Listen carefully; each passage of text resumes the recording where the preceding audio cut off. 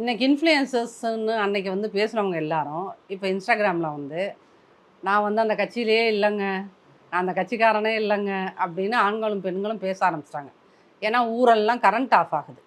உடனே எல்லாரும் இன்ஸ்டாவில் போய் அவங்கள்ட்ட, நீ பெரியவங்க இவன் மாதிரி பேசுனேல, நீ உங்க வந்து விஜய் அண்ணா அண்ணா எங்கள் அண்ணாவுக்கு ஓட்டு போடு ஓட்டு போடுன்னு சொன்னேல, நீ சொன்னதை நம்பி உன்னோட ஃபாலோவராக இருந்தால் நாங்கள்லாம் ஓட்டு போட்டோம்.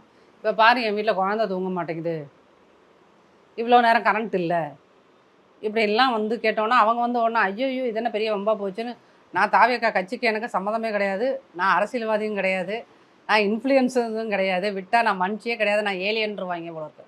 அந்த ரேஞ்சுக்கு ஒரு மாத காலகட்டத்திலேயே எல்லாரும் வந்து அந்த யங் ஜென்ரேஷன் யார் ஓட்டு போடணும்னு சொன்ன அந்த சோ கால்டு இன்ஃப்ளூயன்சர்ஸ் எல்லாம் வந்து கதறாங்க.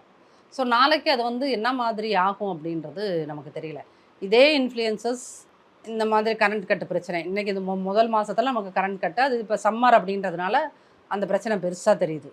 ஸோ கரண்ட் கட்டு நாளைக்கு போக போக ஒவ்வொரு இப்போ வந்து ஊழலே இல்லை, ஊழலை நாங்கள் குறைத்து விட்டோம், ஊழலை உண்மையிலுமே தாவேக்கா அரசு குறைச்சிருந்துச்சுன்னா நம்ம மனசார பாராட்டுவோம். ஆட்சிக்கு வந்த ஒரு மாதத்துக்குள்ளேயே ஒருத்தரை பற்றி நம்ம பேசினோன்னா கைதுங்கிற அளவுக்கு போயிடுச்சு.